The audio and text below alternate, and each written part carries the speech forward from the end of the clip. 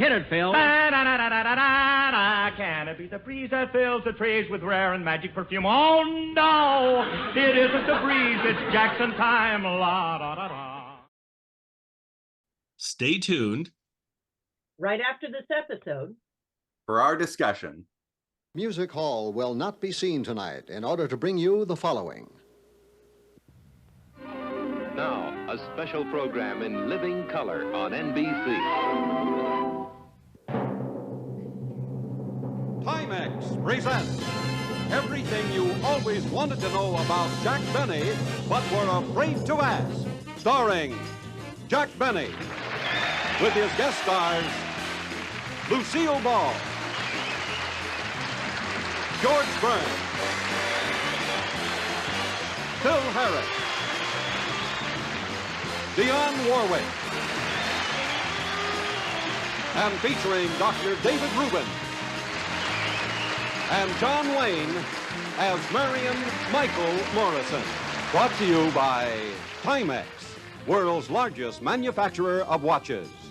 Timex, the dependable watch, precision made to wear with confidence. Timex, the fashionable watch, style to wear with pride. Two important reasons why more people buy Timex than any other watch in the world.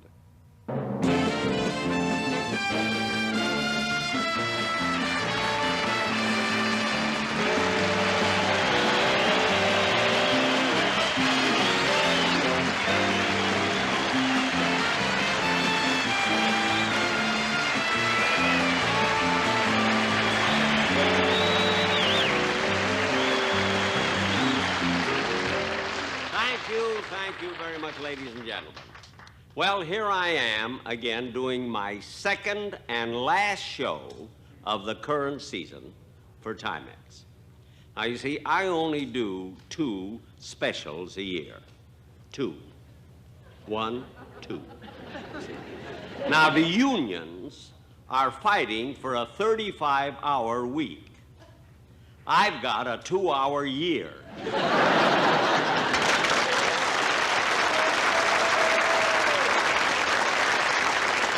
Anyway, it seems lately, every 5 minutes, you get a special on TV, and they're not specials at all. They're hour shows, 2 half hours put together. But the networks make a big thing out of it. They call them specials. To me, a special is when coffee goes from 89 cents a pound to 41.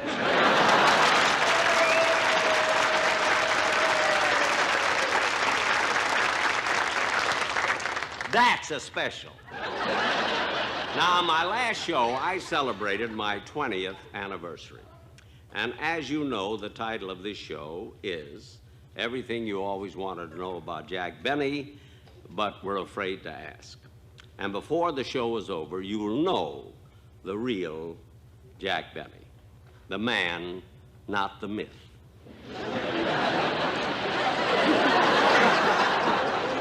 Since we're in such a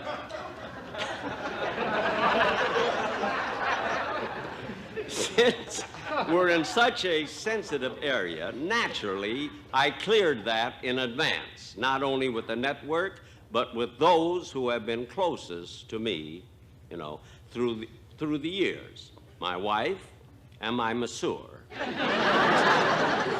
and my teddy bear. And of course, since the titles are so similar, I had to get permission from the author of the famous book and forthcoming motion picture, Everything You Always Wanted to Know About SEX.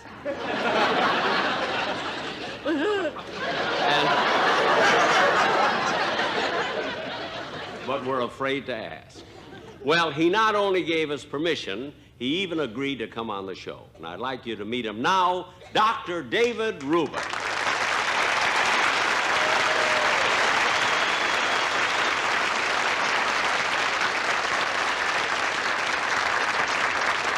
Well, Doctor, I must say it's a great privilege meeting you and having you on my show. It's my pleasure, Jack. I think I must be one of your greatest fans. Well, thank you, Doctor. Now, the popularity of your book must be very gratifying. It is, Jack, because I have to say that it wasn't an easy book to do. It took lots and lots of research.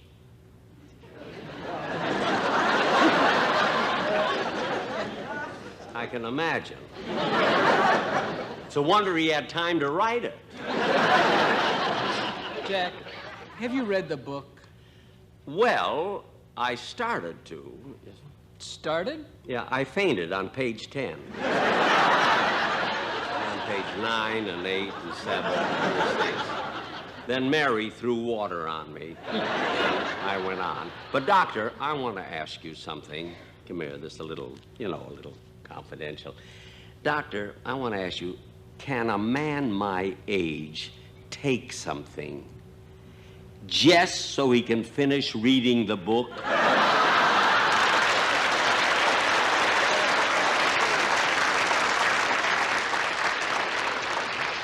Jack, why are we discussing my book? I mean, this show has nothing to do with sex.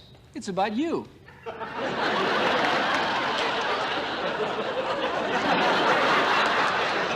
Well, you didn't have to put it that way.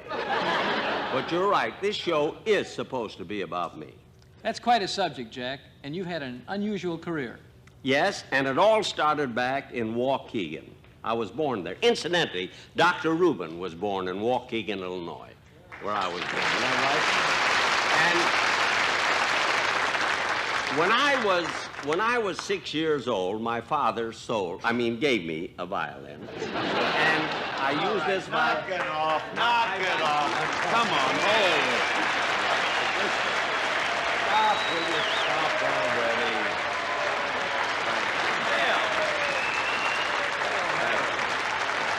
You know something? I've been waiting out there to come out and entertain you nice people, and I got to hear this Stone Age Rhett Butler going through, Gone with the Wind. Phil, Let me finish. I've had that. You can't start a pace like you're doing. My father sold me a bag. That kind of talk like you're doing, that went out with Merton Marge. Don't you know that? Merton Marge? Yeah, Merton Marge. You gotta move nowadays. You can't go with that dialogue, well, I said this and everything. You know what I mean? Here's what you gotta do. One picture is worth more than 1,000 words, Mr. Benny. Watch me, and I'm a living Rembrandt. Pull that camera in and lay it on me. Let them see them beautiful lines. Phil. You're so fresh and firm. Madam baby. Pompadour. Where are you going? Come here. What? Listen, Jack, you know Phil, how something? can you interrupt? Because you're beautiful, that's why. Listen, never mind. How can you interrupt when I'm talking to someone? This is Dr. Rubin. I know, the guy with the dirty book. Doc, look, I don't want to talk about it now, but when we get away from him, it's a little tougher. But when we get away, I got a few goodies I'm going to put in that next book of yours, and they'll be burning that midnight oil, David. Phil, stop it, will you? What do you mean? I'm sorry, Doctor. It's all right, Jack. We get suggestions all the time. There ain't no offense, Doc. I don't want you to take offense, David, because I'm going to tell you something. I'm nuts about your book. I read it, and I got it right up in my library, and it's right next to Rebecca of Sunnybrook Farm. You read Rebecca of Sunnybrook Farm? Who's going to read it? I open it up, and a full bottle of bourbon drops out.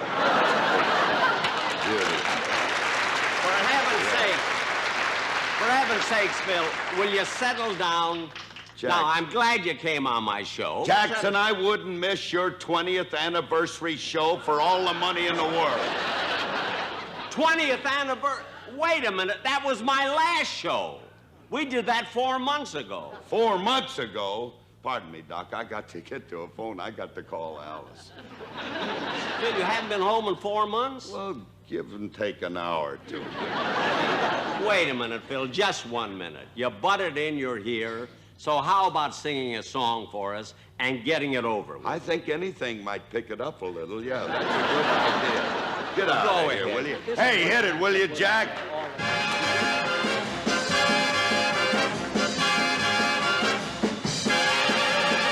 Come with me to Alabama. Let's go see my dear old mammy. She's frying eggs and boiling ham. That's what I like about the South. There you can Wait make a no minute, mistake. hold it. Wait a minute, hold it. What do you mean, Hold it. Bring Jack. the lights up. Jack. Bring the camera down. Bring the lights up. You're lousing up my number. What do you mean lousing up your number? I've heard you do that song. That's what I like about the 1,000 times. That song has, I don't want you to sing it. It has the most ridiculous lyrics that I've ever heard. What are you talking about? Now, don't talk that. You know how sensitive I am. You're about as sensitive as a water buffalo. But I still say those lyrics make absolutely no sense. Well, that's your opinion. Yes. Yes. Yes. Well, Yes. do me a favor, will you? Start it again. I want you to sing That's What I Like About the South. I'll show everybody, including you, how silly those lyrics are. Go ahead. Okay, I'm gonna do it again. Do it, do it. All right.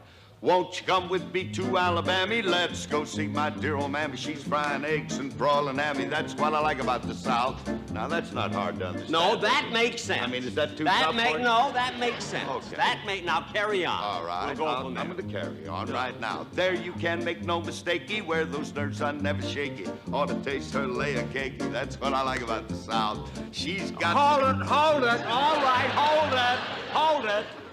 That I can understand a tiny bit. Somehow, your mother in Alabama put a pinch of baking soda on the ham and eggs, and out came a layer cake. Layer cakey.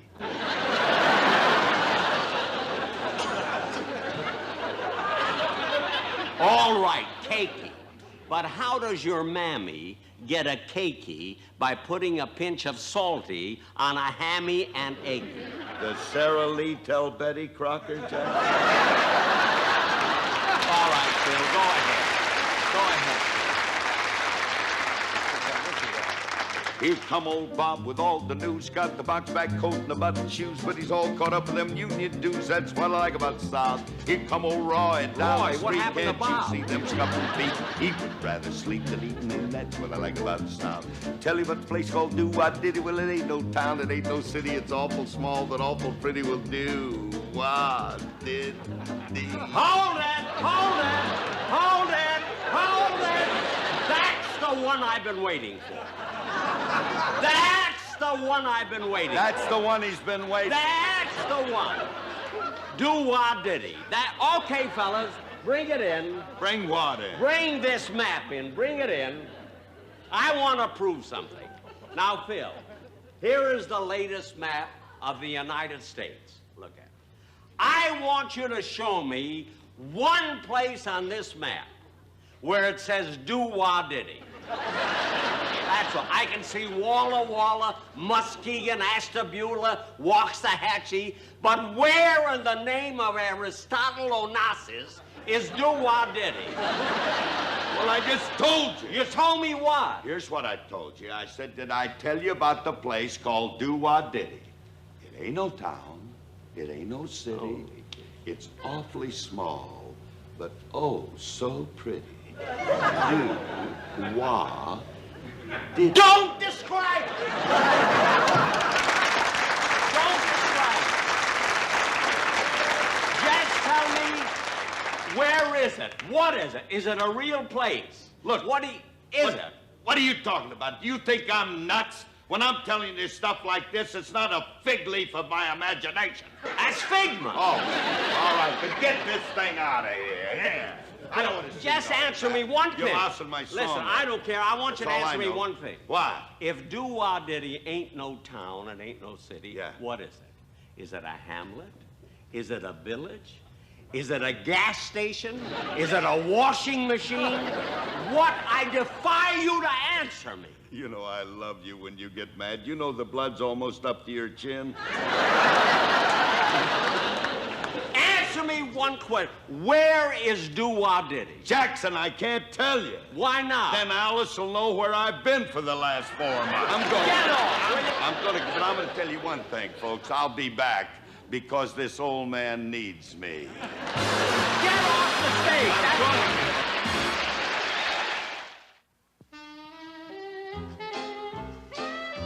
Once there was a one-watch woman who had only one watch to wear. matter where she went,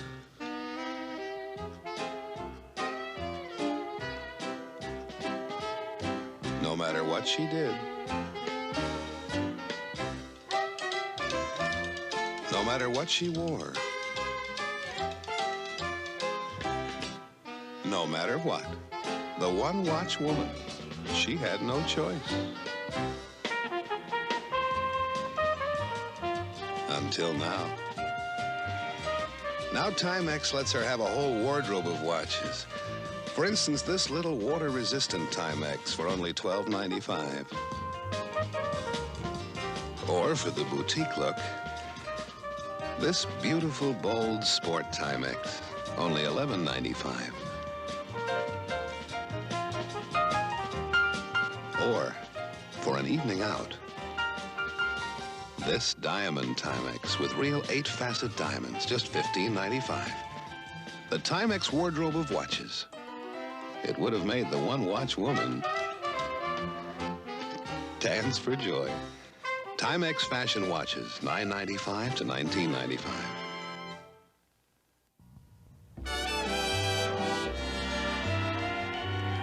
Now, ladies and gentlemen, getting back to the title of our show, before you meet my other guests, Lucille Ball, Dionne Warwick, George Burns, and John Wayne, I think it would be no more than fair if you people sitting here in the audience got to ask some questions about me, because this is what the show is all about. Now, don't be afraid to ask anything. I'll answer them. Could we have the house lights, please, for the audience? Any questions at all? Well, you always kid about being 39, and, well, I always want to know how old you really are. That's a very good question. Thank you. Now, is there anyone else? Any other question? Thank you. Any other question, please? Yes, young lady, yes. Mr. Benny, how old are you? Well, all right. All right. I know you want to know. So I'll tell you what. How old do you think I am? Just guess. Now, I promise I won't be offended. Guess. Are you 61? Easily. Now that that's settled, are there any other questions? I wanted to know, since your birthday's coming up, what would you really like? What I would like for my birthday? You want to give me something for my birthday? Huh? Well, I'll work this out right away. I don't have any trouble with this thing. Give me a kiss.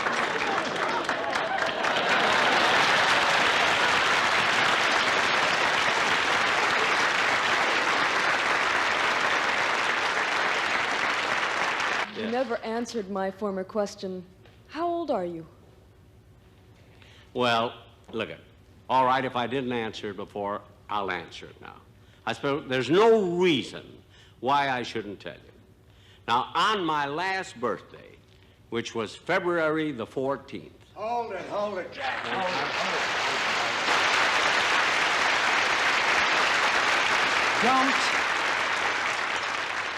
Don't answer that question, Jack. It's embarrassing. Well, what's embarrassing about a person's age? We're not talking about a person's age. We're talking about your age. It's embarrassing. Look, George. Besides, who cares how old you are? It's how you feel, how you look. Well, I look wonderful. I mean, people tell me all the time. They can't get over how good I look on the stage. On the stage, yes. But I've seen you in the steam room.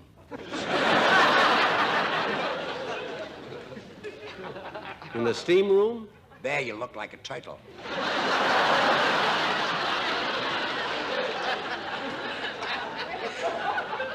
By the way, folks, this is my closest friend, George Burns. Now, Jack. What? Jack, let me answer all these questions, and don't worry, I won't tell anything I shouldn't. I won't tell him about the time you played Charlie's aunt. Well, why not? That was a good movie, wasn't it? I know, but 2 years after you made it, you were still wearing the dress. Only once, when I tried to get into the ball game on ladies' night. Sailor bought me a beer. One drink and they think they own you. Now, George, look, it's my show. It's my life. Let me handle these questions. Believe me, Jack, you can trust me. Now go on, take a rest. Off. Off. Move. What do you want from me? Turtles move slowly.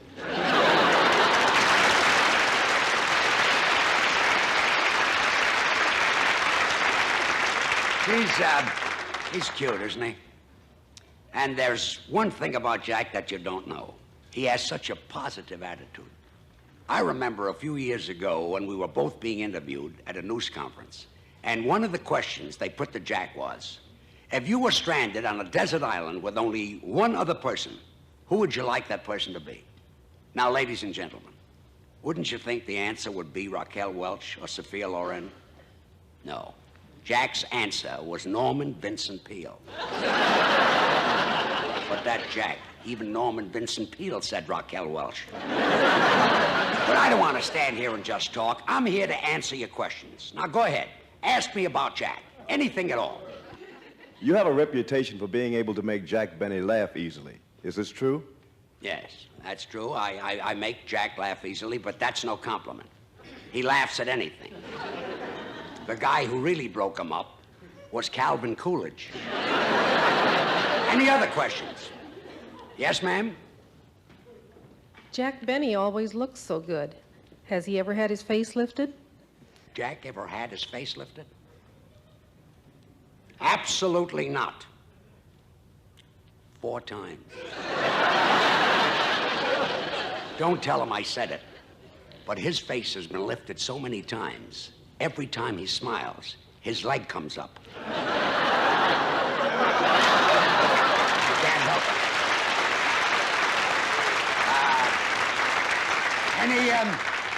Any other questions? Yes, ma'am? When you and Jack first met, which of you was the bigger star? Well, I'll tell you exactly how that was. Because when I met Jack, that was way back in the days of Now, Broadway. wait a minute, George. Wait a minute. I don't know what you're going to say. Whatever you're going to say, it'll be another one of your big lies. Now, Jack, I'm doing this. I was asked the question, so get off. Go on. Take your straight lines and get off. Off. Out. I'm a turtle. Go to. As I was saying, at the time I met Jack, I was headlining a big show at the Palace. And there was a juggling act that opened the show that was the worst.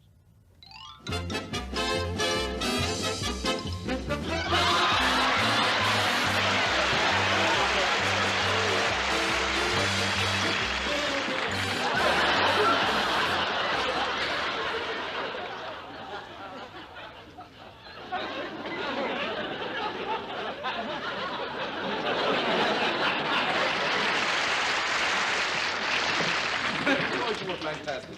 Did you hear the hand you got? Why, the audience just loved you, George. Just loved you. Hey, George, incidentally, guess what? Ziegfeld wants you for his new Follies. Forget it. I'm not shaving my legs for anybody. But, George! Where's the shoeshine boy? Goodbye. Well, I'll call you, Georgie. Okay. Shoeshine boy? Coming, Mr. Burns.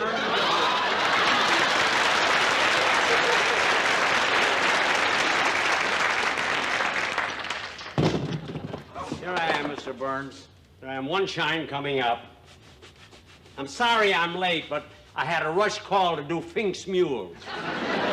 Their hoofs were a mess. I'll bet. Your shoes are gonna twinkle and shine this evening for a quarter and a dime.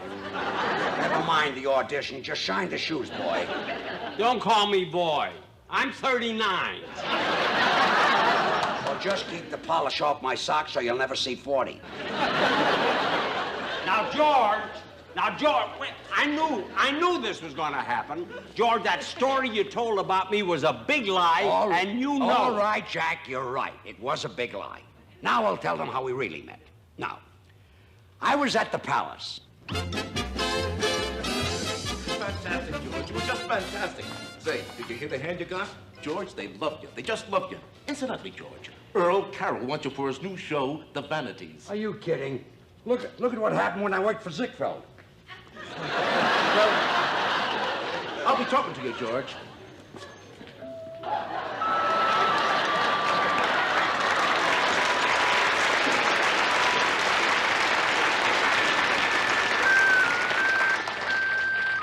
Congratulations, Mr. Burns. Thank you. Mr. Burns, don't you remember me? No, but your partner looks familiar. That's $1 for you. Oh. No, not for you, but for him. But we're partners. Just 1 minute, George Burns. You know that never happened. Imagine making me a shoeshine boy and a monkey's partner. What is this, anyway? You're absolutely right, Jack. I'm a big liar. Yes, you are. Ladies and gentlemen, here's what really happened. The first time I met Jack Benny, he was performing marriages in Tijuana. And how I happened to know is my sister goes... Get off. Can I speak with you for just a moment? Can you tell offhand what sort of a watch this is? It would be a battery type electric watch. Right, yeah, that's right. This is the incredible electric Timex. What would you say would be the main difference in why an electric watch perhaps might be more reliable? Or Electric watch, you don't have to worry about setting time or winding it, or... Yeah. That's the main thing. It never needs winding. Now, what would you say about the differences between a watch that you wind up and an electric watch? Well, I'll tell you one thing. I wouldn't have to worry about my watch stopping during the day and having my men work overtime or undertime. That's for sure. It's rugged, water-resistant, dust-resistant. If you bought this watch in a store, how much would you expect to pay for it? About $70. About $100. Probably minimum of about $80. Well, I've seen them advertising television for over $100. Its replaceable energy cell lasts for a whole year. What would you say if I told you that that Timex electric was for sale for $25? Very good. How about that? Terrific. Surprised. Quite surprised. I wouldn't believe it. Oh, is that so? That's hard to believe. The $25 electric Timex, incredible. The calendar electric Timex, $30, equally incredible. Ladies and gentlemen, one of the greatest singers of popular songs in America today, Miss Dionne Warwick.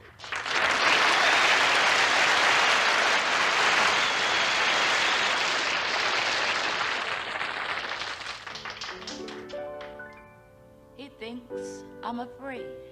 He ought to know I love, I love, I got love, I got love. You know I got love.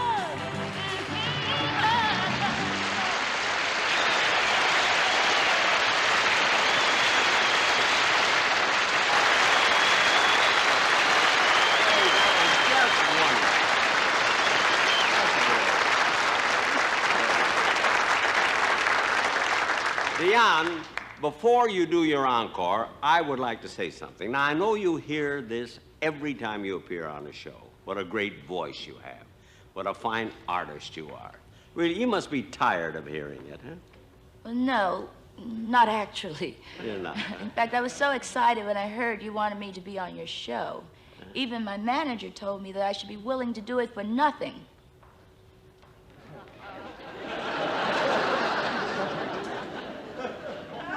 Isn't that sweet? And you have a fine manager. Yes, I think so. He's also mine. You know, Jack, What? since everyone's asking you questions, there's one that I would like to ask. What is it, Dionne? Well, Jack, I don't really know how to say this, but you've always given the impression that you're a cheap, tight, stingy miser. Well, for someone who didn't know how to say it, you phrased it beautifully.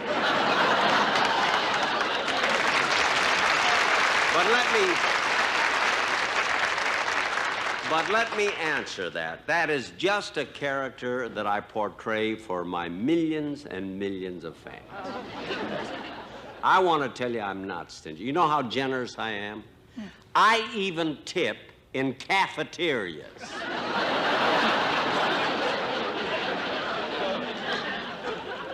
Now, Dionne, what are you going to sing for an encore? Well, I'm going to sing Who Gets the Guy. It's one of my mother's favorites. Oh, your mother, is she here tonight? I'd like to meet her. No, she's not. My mother's back home, but she's watching the show. Oh, where's home? Oh, it's a small town. You've probably never heard of it. It's in North Carolina. It's called Watsonville. Watsonville, North Carolina. Yes, it's about 5 miles south of Dwadi.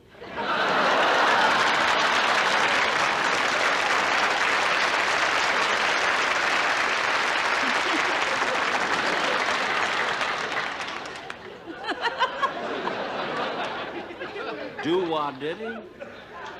Yeah, Dwadi. It ain't no town, and it ain't no city. Now cut that out! Sing your song. The devil made me say that, Jeff. Well, go ahead and sing.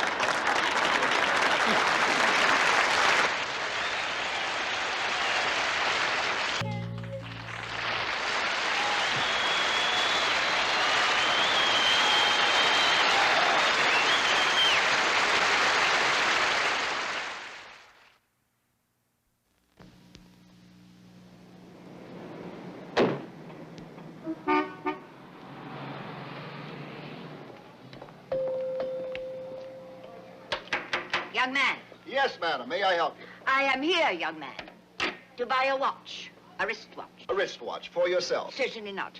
I have a watch. It was presented to me at my first Newport cotillion. I see. You would like a watch for a gift? Indeed. It's for my great-granddaughter, and she likes these modern developments. I have just the thing for you. The electric wristwatch by Timex. You never have to wind it. Never? Never. Well, that is remarkable. And what, may I ask, propels it? A little battery, madam. A tiny energy cell. It keeps the watch running with steady electric accuracy for a full year, and then you replace it. Oh, I see. And what is the price of this extraordinary timepiece? Only $30. Most reasonable. I'll take it.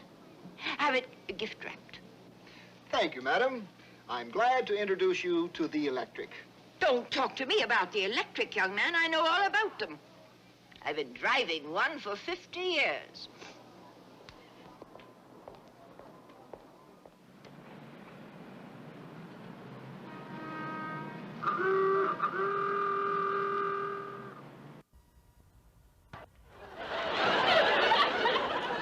You know, ladies and gentlemen, the reason they're laughing, you see, during the commercial, we were talking, and a lady out there asked me if it's possible for a comedian to have sex appeal.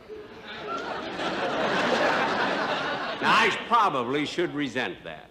But actually, she's got a point, because for some reason, comedy and sex don't seem to go together. Really, how many comedians can you think of who would be considered great lovers? On the other hand, Valentino was no Zero Mostel. But I guess it's true. Now, I will admit, I never was a ladies' man. I never was a Wolf or a Don Juan. Hold it, Jack.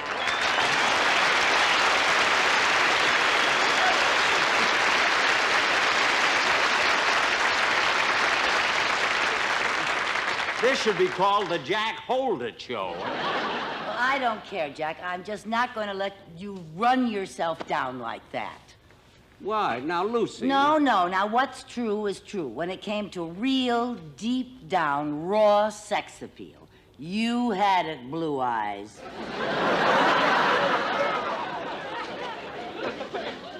Well, I got by. Got by? You were sensational. I was? Yeah. You forget, Jack. Just because nowadays Mary has to throw water on you.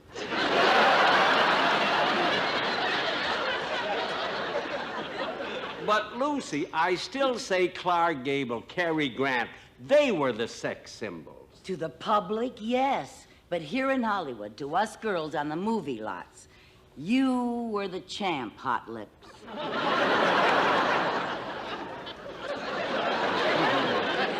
Don't you believe this wolf. I know what I'm talking about. I will never forget the time. Let's see, it was my very first picture as a Goldwyn Girl. Sweet, innocent little me. And Jack was the star, see? All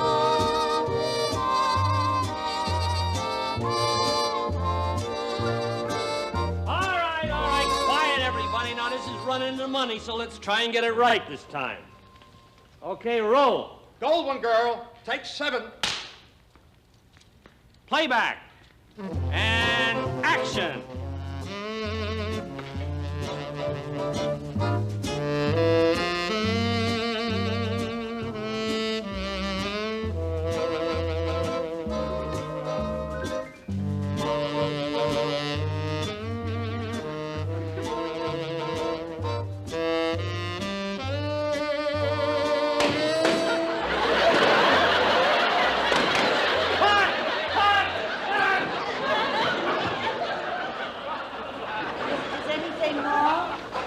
Reload the cameras, pass out the balloons.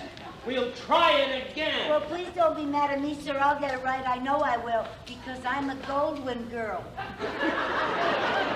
You're a klutz. That's what you are, a klutz. Oh, sir, please. I don't think he likes me. Jack Benny's on the lot, and he'll be here any minute. Jack Benny! Jack Benny is here, the big movie star. Oh, He's here. If he's as handsome as they say he is, I'll just die. I'll just die.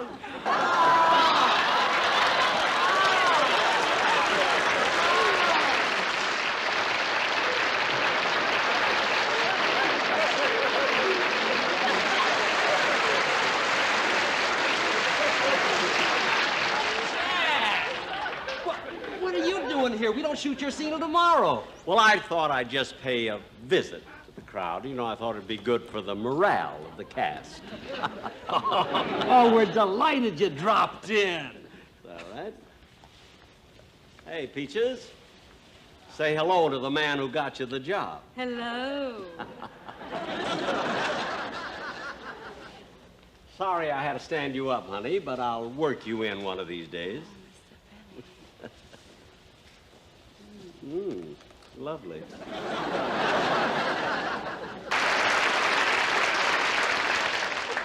Marion Michael Morrison. No wonder you're a chorus boy. You'll never get anywhere with a name like that. Well, I have been thinking of changing it, Mr. Benny, to Wayne. Wayne. That's not too bad. Wayne. How about Wayne Newton? How about John Wayne Newton? That's worse than Marion Michael Morrison. You're right, kid. Now, let me give you some advice. You're too big and tall and clumsy to be a chorus boy. Yeah, you're a klutz.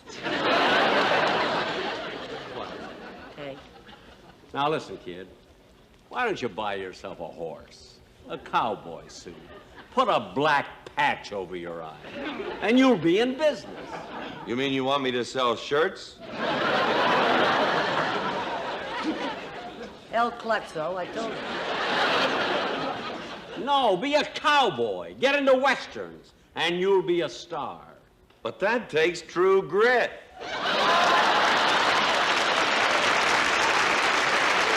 Oh, brother. Well, all right, young fella. If you're really serious, I'll give you a name with a lot of spice. How about Ginger Rogers? Cut it out! I'll give you a name for show business, a name that's exciting and real Western that'll make a star of it. Thank you, sir. There you are. Myron C. Handelman?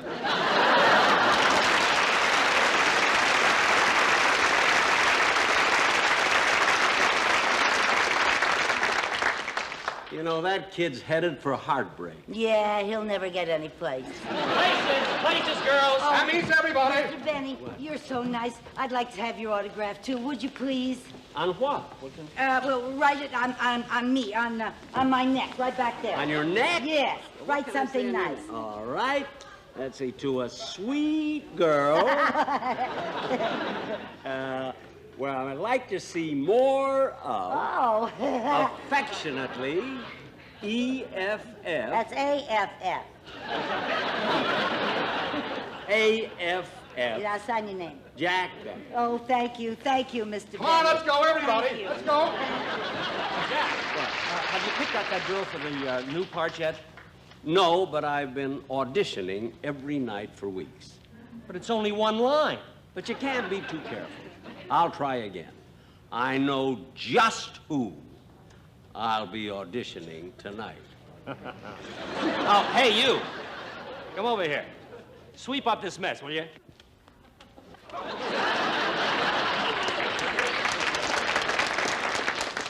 Hold it. That's how I met George Burns.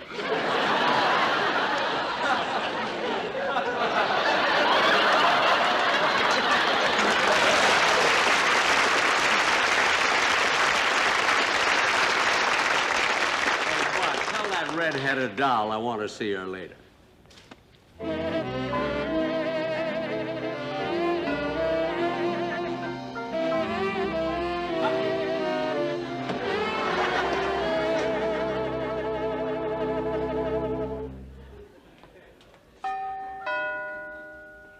Coming.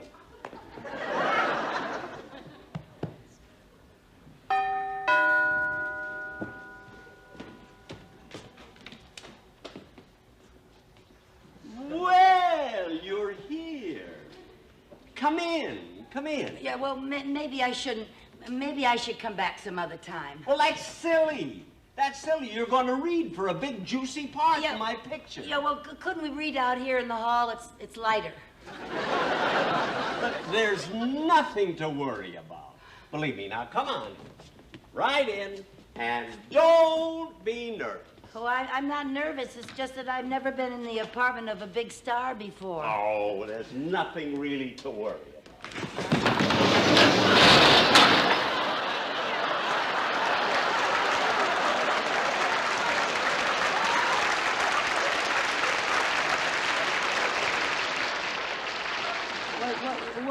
What's that for?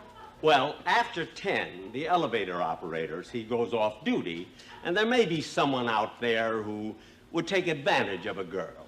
Someone out there. Now relax, my pretty pigeon. The night is young. Yeah, I know. Now, you certainly have a lovely place here. Well, thank you. Thank you. What are you doing? I just want to take your coat. Oh, well, I'll give it to the butler. Well, the butler's off today. Oh, well, I'll give it to the maid. No, the maid is off. You mean we're all alone here? Yes, but don't worry, the dog is here. Well, he's your friend. Look, now sit down and make yourself comfortable. Now, please. All right. Now, don't worry about one thing, honey. You'll be very... Sit right over here and make yourself nice and comfy. Right there, and I'll go and fix ourselves.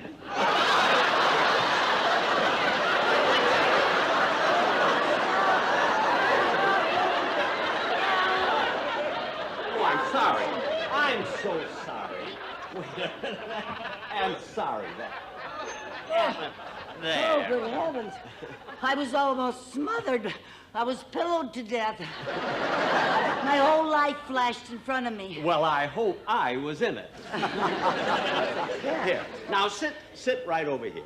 Right here, and don't worry about a thing. Now, did anyone ever tell you that you're a beautiful girl? No. Well, you are. Oh, thank you, Mr. Benny. Oh, don't call me Mr. Benny. Plain Jack will do. You're very attractive. Thank you, Plain Jack. Now, you just sit here, and I'll fix you a nice martini. Oh, no. I don't care for a martini. Well, how about wine? A little wine? No, thank you. How about a slice of rum cake? No, thank you. I better keep my wits about me. I mean, if I'm going to read for that big, juicy part. Now, don't worry. One little drink. It can't hurt. Well, all right. Just one. Okay, now just fix this all up. And remember, I would do big things for you. If you play your cards right, I can make you a bigger star than Helen 12th Street. Is that good? Oh, well, I guess that's worth waiting for. Now, see? Oh, thank you. No, that's mine. Oh. Yeah. Here's yours. It's marvelous. Just don't be afraid. No, thank you, Plain Jack. No. No, look at there's nothing. Come here. No, look. Oh! No! Why are you so suspicious? Well, because this is Hollywood and things happen to girls out here. And well, with your reputation, you can't blame me if I get all... That's ridiculous. I have the best intentions. Oh, yeah. You have my word. You have absolutely nothing to worry about. Believe me. Well,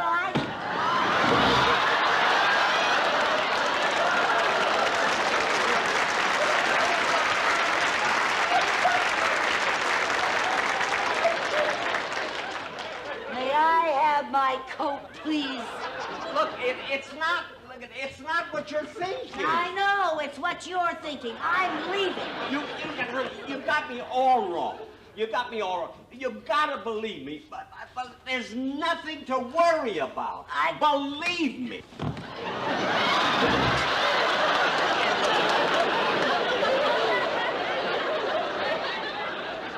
I am getting out of here. Well, now wait a minute. At least, give me a good night kiss. All right. Just a one, good night. Just one.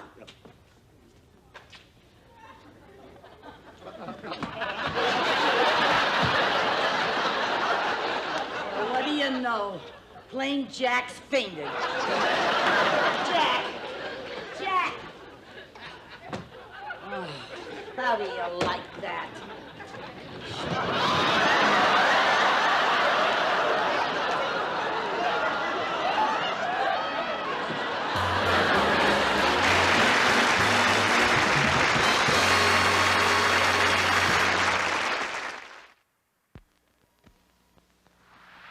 Baldy Mountain in Sun Valley, Idaho, has some of America's most exciting ski runs. Ladies and gentlemen, John Cameron Swayze reporting for Timex. You see that skier up there? We've attached a Timex water-resistant watch under the tip of that ski, and we're going to put it through one of the most exciting runs you'll ever see. He'll be going in a minute. And there he goes.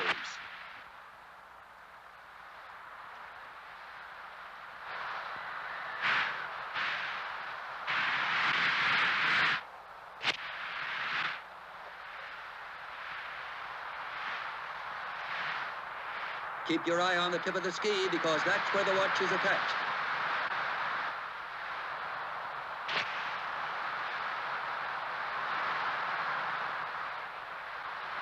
Beautiful skiing, and you came through just fine. But how about our Timex?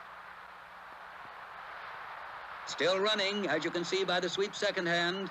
Proof that our Timex is not only water resistant, but it's also sturdy. And it's just as handsome as it is rugged. There you have the famous Timex Marlin and the Timex Sportster, designed for smaller wrists. Water-resistant, dust-resistant, built to take a beating. In fact, tests show that Timex watches withstand an impact of 2,000 Gs and continue to run accurately. No wonder more people buy Timex than any other watch in the world.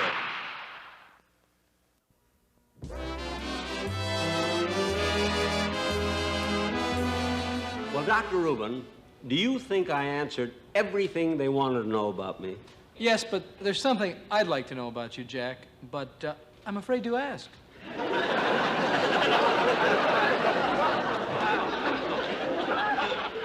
What's that? Well, we all know you really play the violin, but are you really serious about your music? Serious? For your information, Doctor, I've given concerts with almost every major symphony orchestra. And if you'll take a seat, I'll show you the way I play the violin when I'm not just fooling around. Here. May I have my Stradivarius, please?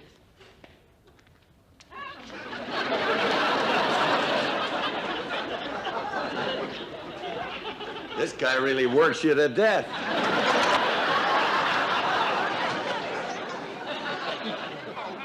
Now, Dr. Rubin, I'll play one of the numbers I do in my concerts. It's the Mendelssohn Concerto in E minor. If you please.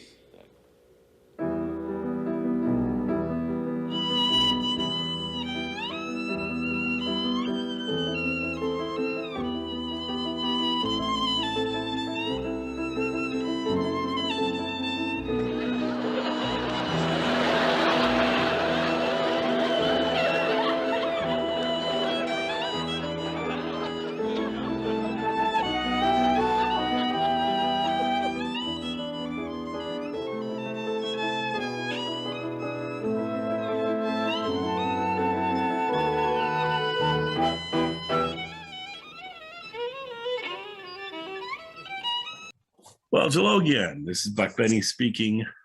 We have a Jack Benny special for us from 1970 with Phil Harris as the main guest, I suppose you'd say. There's lots of great folks on here.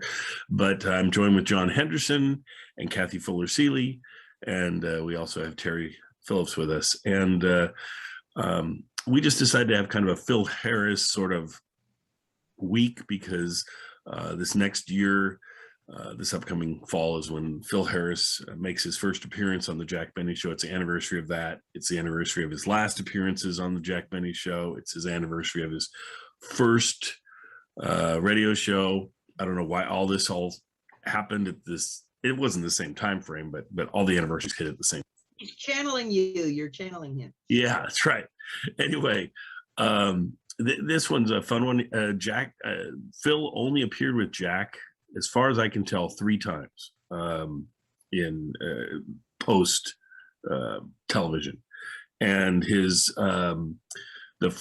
we saw one. We talked about the 40th anniversary of Jack Benny, where everybody kind of turned back up, and Phil did a great job of coming there and singing "Row, Row, Row," and that was a nice performance.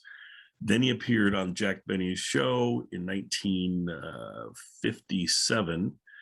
And that appearance is identical to this appearance. So they did the exact same bit. And I always think it's sad when someone's only going to appear with you like 3 times, and 2 of the times you do the exact same thing. But it's a good bit. So, but we'll chat about that. Let's swing it over to John. John, what did you think of the show? And well, I loved the Phil Harris stuff, and the whole show, with the exception of maybe the ending. I thought was great. I loved the opening monologue. I thought it was hilarious. It was good to see him again, and his energy was really good in this episode, and the jokes were funny, and I thought it was a great opening monologue.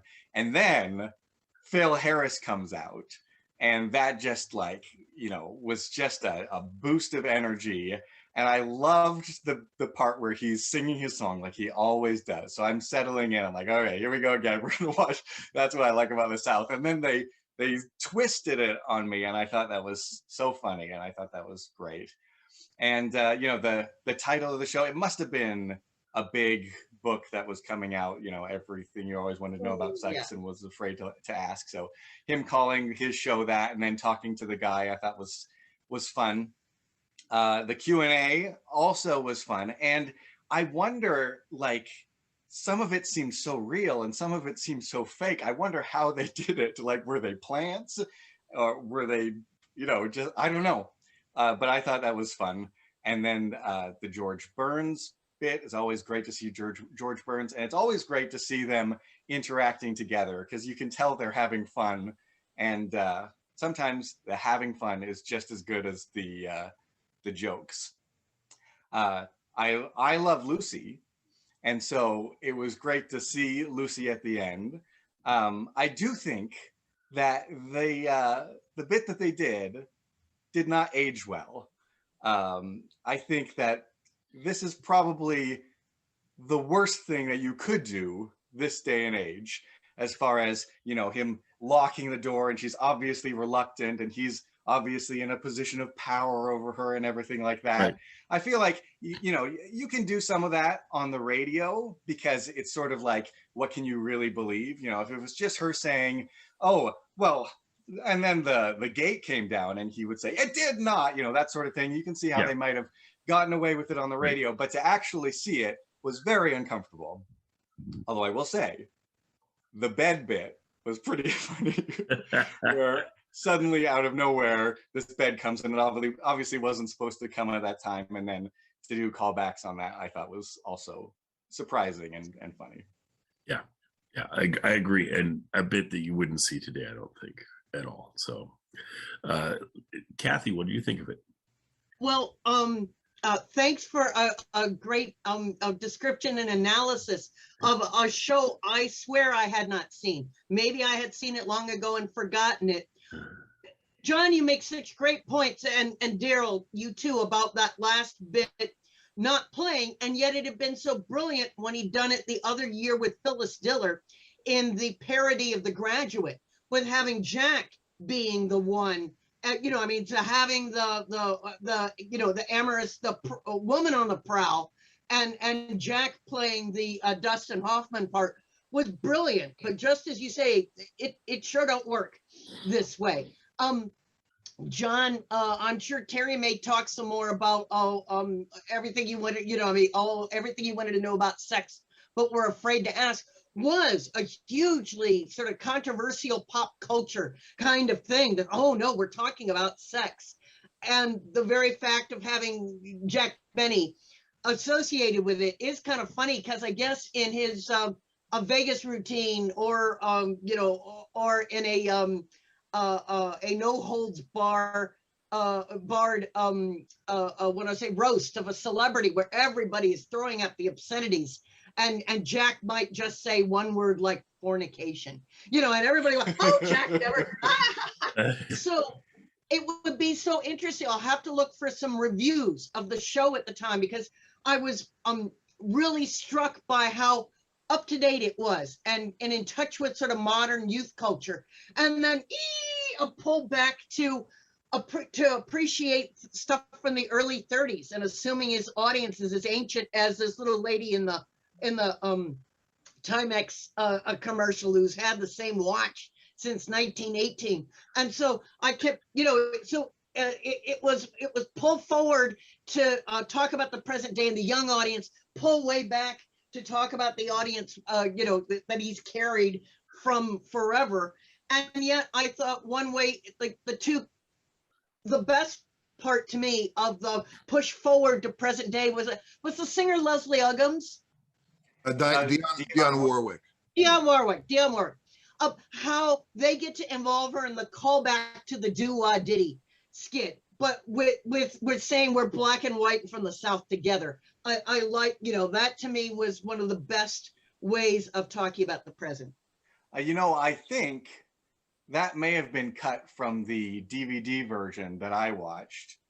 So I'll have to go back and check the full version, you know, when it comes out. I got to say though, when they're talking about the book and sort of like, you know, taking it on its own terms and sort of dancing around it, and then Phil Harris comes and says, "Oh yeah, he's the guy with the dirty book." I thought that was hilarious. Well, it's just so Phil. It's so perfect. I love it. Yeah, I love that.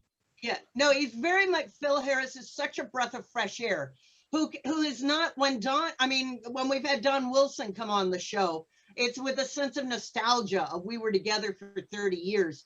Phil has that and blows right into his fabulous character, you know, I mean, his persona. So that was wonderful. Well, and it just brings up how sad it is that he appeared so few times with Jack after radio, because they're just right back in chemistry. I mean, it's right there. And it would be worthwhile to see if they were actually, how long they appeared together in their summer live tours, because Phil had been the mainstay of the summer tours of big movie theaters and state fairs and things like that they did for a number of years in the summer. Right. So if we were around back in the day, maybe we would have had the pleasure of seeing them someplace. So. Right. It's possible. I don't know. John, had you heard this bit on the radio show? No. Okay. It's definitely, I think it's the 47 season. They do this exact bit almost. So that's what I like about the South bit? Yeah. Okay. Yeah. I do know them razzing him about like Dwadi, like what's that supposed to mean, or Right. something in a different season. But yeah. So when I ran into it, I was like, whoa. And then I compared them, and I can't remember what it's. I want to say it's 47. And it's just strange how they find a bit and they grab it and they go, this is perfect. We're going to use it over and over again. Go ahead, Terry. What are your thoughts on it? Well, and just on that last point, since it was Jack's radio writers who were responsible for the script on this, it's understandable that they would mine their own material. I guess that's not plagiarism if you're doing your own stuff. As with so much of what we talk about, this is another slice of history. And as I have said before, you can't really fairly judge something from 50 or 100 years ago by today's standards. The audience's reaction in 1970, when this was originally broadcast, was based on their sensibilities at that time, their standards at that time.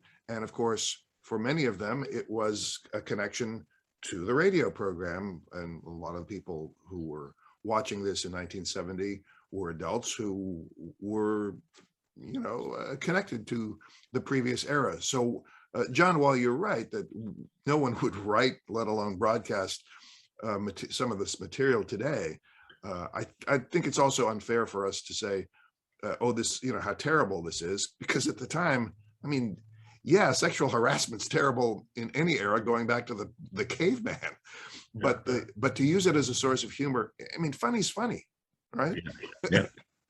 Yeah. I think about like some of the drinking jokes that are in the Jack Benny show so often, and they're funny and they're the character that they are. But again, if you were to see it, you would be like, oh, that's not funny anymore. Right. So speaking about visuals, this was shot at the NBC Burbank studios, and it was in one of their big stages.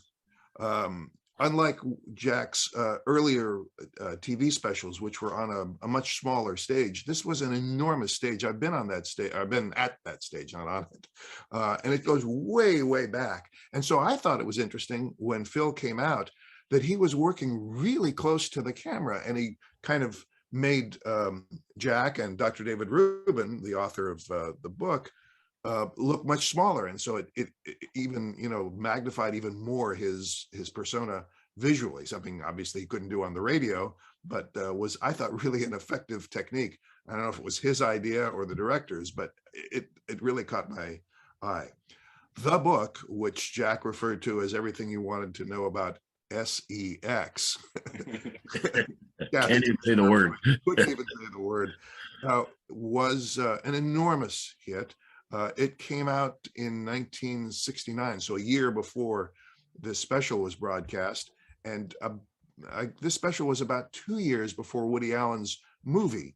I say based on the book. It wasn't real. I mean, it was inspired by the book, but it was, kind of mocking the book too. But yeah, this was an enormous bit of popular culture. So it's no wonder that they chose that as the title and the frame of reference. One of the other things I loved about this whole special is that it was in some ways, as his other material was too, a recapturing of the vaudeville era, including the running gag where somebody starts to perform, and where Phil, I guess, starts to perform, and people are constantly interrupting him. And it was this, I think it might have been Jimmy Durante who was first famous for saying, "Stop the music, stop the music." Yeah. And everybody came out and did that, hold it, wait a minute. It was a vaudeville technique, and it's still funny. It was funny then, it was funny 100 years ago, and it's funny today. Dr. David Rubin was not only the author of a book about sex, and a psychologist, I guess, who was a sex therapist, but also went on to become a specialist in nutrition. In fact, I think he wrote a book called Everything You Wanted to Know About Nutrition That We're Afraid to Ask. And I had never seen him do comedy before, but he, obviously had some comedic chops. Dionne Warwick was most famous initially for Do You Know the Way to San Jose, which is where I was living when that song came out. And what else? It was great to see John Wayne. It was great to see Bob Hope. He wasn't on for long, and didn't get much promotion. But he was wonderful. And then a couple of the character actors whose names I'm sorry I didn't write down, but who did some bit parts. I nothing about this special was unique. It was all, bits and pieces of what they've done over the years. But because they had the resources to produce it in a really spectacular way, which is what they used to call these things, not specials, but originally they were spectaculars. Spectaculars. It lived up to its promotion, and absolutely worth watching. Well, and I wonder sometimes what was the deal there's something about 1970 where it's two of his best specials. This one follows immediately after. This was the second special of the year. The first special of the year was the one with where they're celebrating 20 years of Jack Benny being in television. On television. And the one with Dennis Day and Dawn and Rochester and the whole gang, and Dinah Shore appears as she appeared on the very first Jack Benny show. She appears on that one as well, looking amazing. I always wondered kind of why they didn't have Phil on that one instead of having Phil on this one. And I thought, well, one, it was pretty darn crowded. But then I started thinking about it. I was like, well, those people they were celebrating the television show. And Phil was only on the television show once. He wasn't like everybody else was a semi-regular or the first guest on Jack's television show. So it makes sense that they would, maybe they had conversations with him and just decided, let's just do it as the second one where we can also feature a more extended bit with him than we could probably fit if he was going to appear. If he would have appeared in the other one, it probably just would have been kind of a cameo piece, because everybody, including Dennis's bit, was pretty short in that other one because they had so much ground to cover. I really think this showed off Phil the way that you should. I can see why they went with this same bit again. They don't expect people to sit down and watch the 1957 special back to back with the 1970. I totally get it. I'm always surprised in the radio show how they didn't do, they did some recycling for sure, but they did a lot of new material too throughout this series, because back then they didn't think anyone would ever hear this stuff again. So you would think you would every 5 years revisit the whole season from 5 years ago and just redo it, but they didn't do that, which was good. John, you got anything else to add on this? I was just curious because I looked at the DVD. Like I said, I was watching the DVD that Time Life put out, and I'm pretty sure it said 1971. So I'm not sure if we can confirm the date. I was just curious about that. So it could have been his second 1970-71 season. I don't know if somebody can get into IMDb and It look says up 70, but maybe I'm wrong. There's one other name, by the way, we shouldn't end this without mentioning, and that was in the Timex commercial. Good old John Cameron Swayze, who had been best known before this as the anchor of the Camel Cavalcade of News. Yeah. Go. For it, one way in which this show seems so modern, but from the realm of 2021, seems it's a world away. I was 10 in 1970, but the importance of watches that Timex was trying to promote, that everybody needs a watch. Those $30 watches, $30 is $210 today. Yeah. And while today apparently very few people, unless you wear a very expensive status watch, everybody uses this as their watch. But I'm going back to teaching for the first time after being off for a year, and my watch batteries are dead. But I'm desperate for a watch because while I'm on stage performing, while I'm in the middle of teaching class, there are no clocks in my classroom, and I don't know what time it is. And I'm not used to going over and picking up my phone and having to turn it on and see how much time I had left. I always have a watch with a big hand. So it just those wonderful commercials, the one with the watches on the bottom of a snow ski and keeps on ticking, or the relationship between the little old lady who maybe got a watch as a high school graduation present or something like that. I was just thinking about that watch technology and how young people today you know, it's a whole different world, and they wouldn't, and yet, and Timex were pretty expensive watches back in the day. So. And John, you might be right, because on IMDb, I mean, as accurate as they are, March 10th, 1971. So I don't know why it said 1970 on the YouTube listing, but yeah. Well, like I say, it makes total sense that it'd be 71, just in that would be, if you're going to do 2 specials in the year, he's going to do one in the 1970-71 season. He's going to do one, it's going to fall in 1970. The second one's probably going to fall in 1971, right? So it's still the 1970 television season, or whatever you want to say. Yeah, I always find it fun watching and trying to see all the references and see how many I can catch and how many I just have no idea about. One of the ones that I didn't know, but my wife knew, was Norman Vincent Peale. I guess he's the author of Power of Positive Thinking.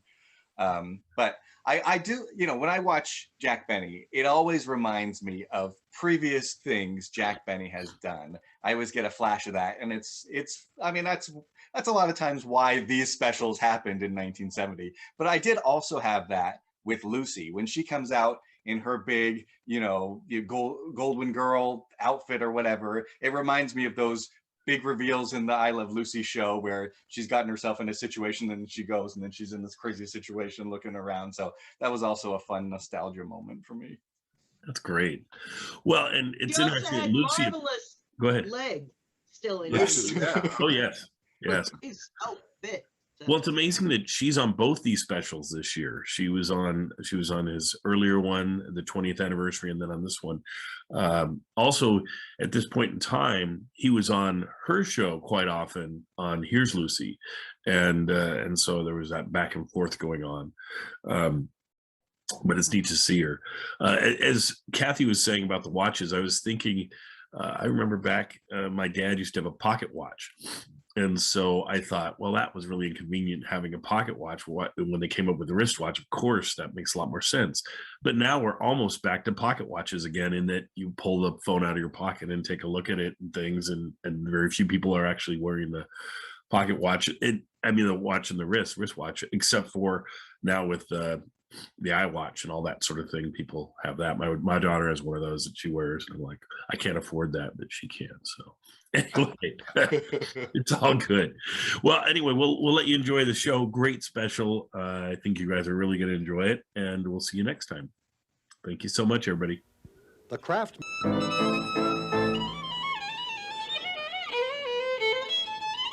The Jack Benny special has been brought to you by Timex, world's largest manufacturer of watches. Timex, the dependable watch, precision made to wear with confidence. Timex, the fashionable watch, style to wear with pride. 2 important reasons why more people buy Timex than any other watch in the world. Also appearing tonight on our program were Remo Pisani and Tommy Farrell. This is Bill Baldwin speaking.